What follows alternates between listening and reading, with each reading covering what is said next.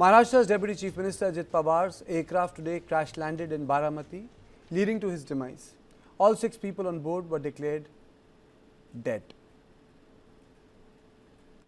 Air trap पे उतरेगा ऐसा लगा, उतर रहा है, लेकिन क्रैप हुआ और उसके बाद स्फोट हो गया उसका, जो जबरदस्त स्फोट होने के बाद वो हम देखने आए, पहले देखा तो उसको आग लगी थी पूरे प्लेन को, और उसके बाद 4-5 स्फोट हो गया विमान में उसका, और उसके बाद बहुत लोग आ गए और उसने निकालने की कोशिश की, लेकिन बड़ी आग लगी, उसके कारण कोई मदद नहीं कर सकता, लेकिन सब आ गए। तब बाद में उसको उसमें अजीत दादा था, ये हमारे लिए बहुत शौक की बात में है।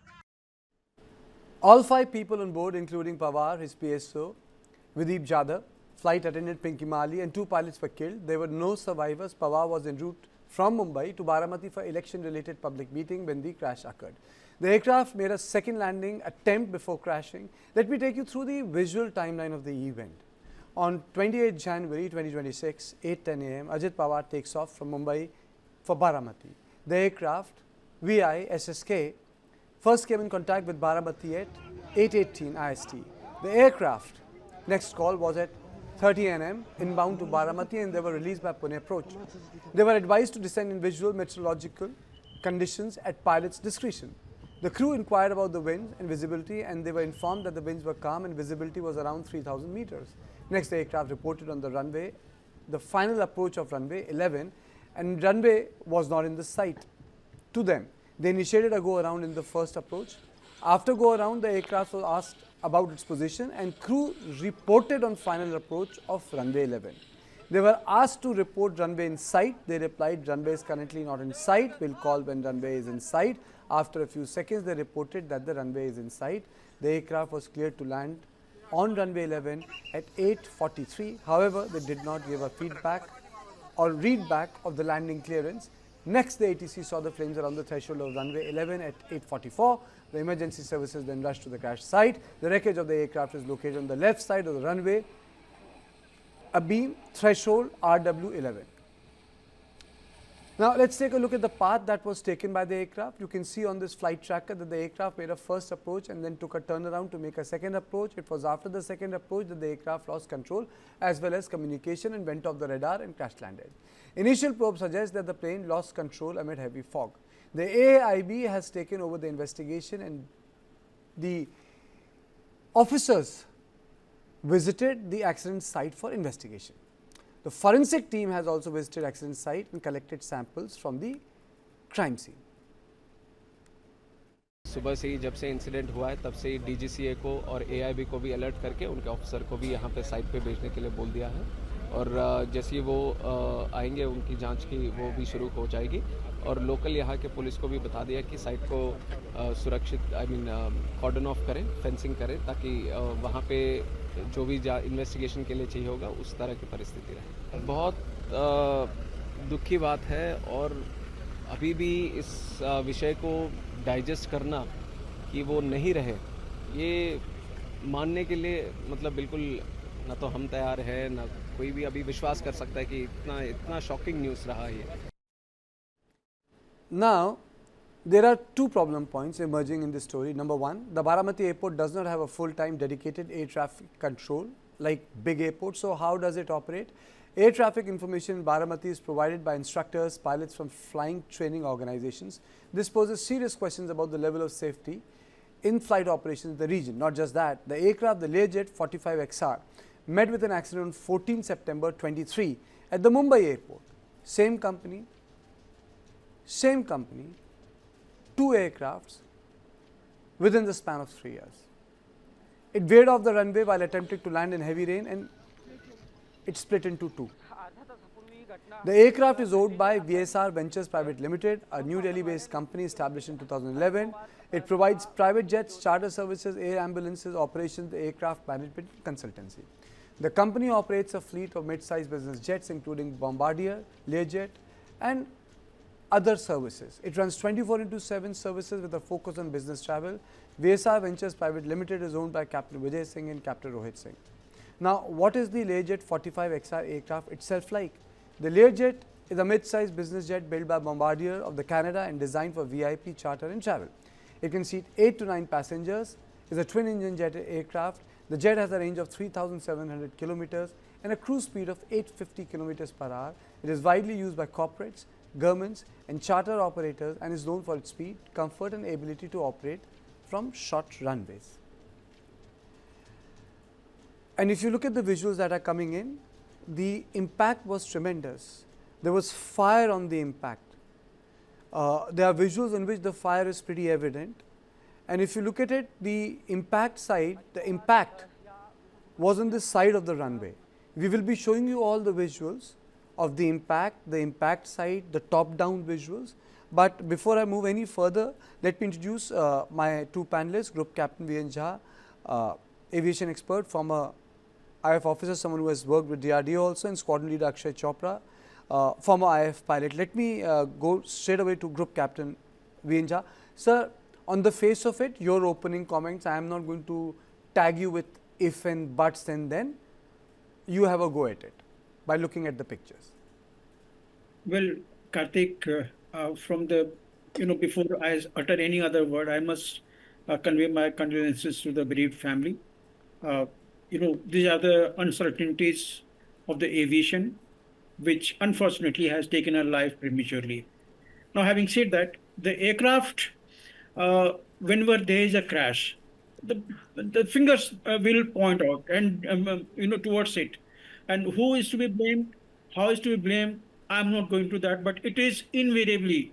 You can see your own opening speech in which you have covered the aircraft in fair distance, fair elaboration, which aircraft, how many accidents, what are the safety paths. So first finger goes toward the aircraft, and undoubtedly, because this aircraft had had a troubled history. After it was certified by FAA, thereafter it had a couple of accidents, after which there were rectification in its control system. Thereafter, again, there were another 5 accidents worldwide, including India, US, Mexico, and Italy. So this has had a past history of accidents. But then all aircraft industry, they faced accident. Whichever is running into the substantial number, there will be accidents. In this aircraft, the aircraft factor I'll post the last. But what is the reality is that the destination airfield had a fog. Visibility was substandard. Touch and go, cutting somewhere around the threshold. That visibility must have been within the acceptable limits of the pilot operating the thing. That is how the pilot has taken off from place A for the destination. Often our experience is that when the visibility due to the fog is substandard, after you give few minutes, half an hour or 45 minutes, that fog clears off and the visibility is much later. Should visibility deteriorate, then there is a fuel in the aircraft where you can take a diversion to any place that you have to go there. Third factor, which is very prudent in this particular case, there was a VIP on board, and there is a VIP-itis, what we call it. There's a pressure of VIP landing at the place at the destined time. So, pilot could take some chances. Again, I'm not going to detail whether she has or he had or he has not. But these are the factors which come into immediate operation of such accidents. And in this case, since the accident has been possibly nose down, it is not the type where the sliding aircraft has gone through escaping the runway and stopping distances much more, so that the deceleration force is usually within survival limits. Here, the stopping distance is very less. The aircraft has had the deceleration where the acceleration forces have not been survivable. That is how everyone has died. Now, witness account. Often we take up with a pinch of salt. I have done 7 fatal aircraft accidents, but those were the other services. Now, witness what it says you can't take on the face value. So the AIB is rightly in force. They will do the investigation. DGCA will coordinate, and there will be another team going up there. They will take all the things, including black box and the cockpit voice recorder. They will go through it, but then the accident has happened. This is due to the substandard visual conditions. This meets quite there, and this particular runway had substandard facility because it is not for the night conditions. Usually we have VFR, visual flying rules, which usually is in the operation there. This pilot also has come under the VFR. He or she couldn't find the runway in sight. That is how she has made a misapproach, come again, gone around and come again. And again, I believe there were some transmission with the ATC where the question was asked whether the runway is visible or not. Answer was no. So that is why there is a problem of visibility here. Pilot factor is there. Pilot could have taken a course of the nearby runway where the visibility is better. They could have landed there as a diversion, but he or she did not. Kartikeya. Okay, he or she did not. Squadron leader, Mr. Chopra, your opening comments. First of all, thank you, Kartikeya, for having me. And we have all been trying to connect the dots since morning. What exactly went wrong, though everyone is now waiting for And the I'll show report. you one visual, sir. I'll also show you one visual. You continue with your assessment. I'll show you a top-down visual where you'll exactly see the debris and where the airstrip is. I'll show you those visuals, sir. Sure. Look, so there are a lot of ifs and buts which are coming in, a lot of political statements coming in. However, when we stick to the facts and whatever things we can observe as of now, we understand a couple of things. So when the aircraft came in for the first approach, the runway wasn't visible. This airfield does not have an ILS, so it was totally a visual approach. And because the first time the visibility was not there, it went around, came for a second approach, and as I came to know that in the second approach, it gave a call to the ATC that now the runway is visible. So then it pressed upon on the approach. Now, the question also comes in that in case a runway is visible, can such an incident happen? The answer is yes. So there can be, false depth perception in such cases. There can be a wind shear or maybe a problem with the judgment as such. Or, there may be a issue with the speed. A lot of factors can come in because the aircraft couldn't reach the runway. It was just short of the runway where it crash landed. And also, when you talk about this particular aircraft, the Learjet, it's a very sturdy aircraft. More than 640 aircrafts have been produced, and it's flying very well around the world. The incident in the Mumbai incident, which we spoke about, was a very clear incident because of the rain. So it was a clear case of aquaplaning. So we cannot link it with this particular issue. However, the aircraft had ample fuel. It has a very long range, and Mumbai to this particular airfield is just 30 minutes. So the fuel was ample to go back to Mumbai and go to any other airfield for diversion. But if the pilot was hell-bent on landing, now in such cases, especially in political flying, there's also a pressure on the pilot to land. So whether that was the case, that the black box has been retrieved now. So we'll come to know once the investigation reports are out. Group Captain Jha, two things come to the mind. One, that the entire episode unfolded in last 2 minutes in the two rounds which were taken. One. Secondly, there was no conversation around any technical glitch. Third, what I want to know from you is, what are the challenges of landing on an elevated platform? Well, Karthik, when we do the human factor analysis. And this is the visual I was talking about, sir. This is the visual. This is where the plane crashed, and this is where the airstrip is. So you get a proper idea of where the plane was, and you see that little elevation, sir, and then this is the runway. Correct. No, I will come on to it.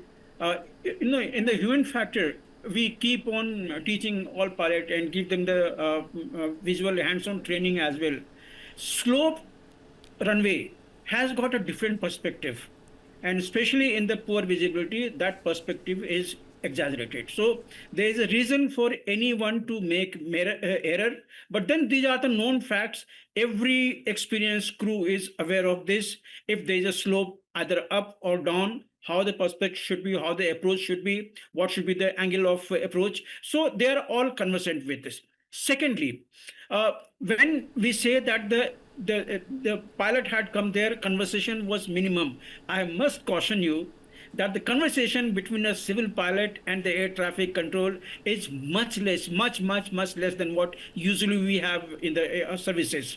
In the Air Force flying, at least I can see that any doubt that if there comes in the pilot's mind, he usually communicates to the air traffic control, where there is a one senior flight safety flight officer who is there, SFSO, to assist should there be any exigency. So don't go by the conversation. Conversation between the civil pilot and the air traffic control is minimum, if at all.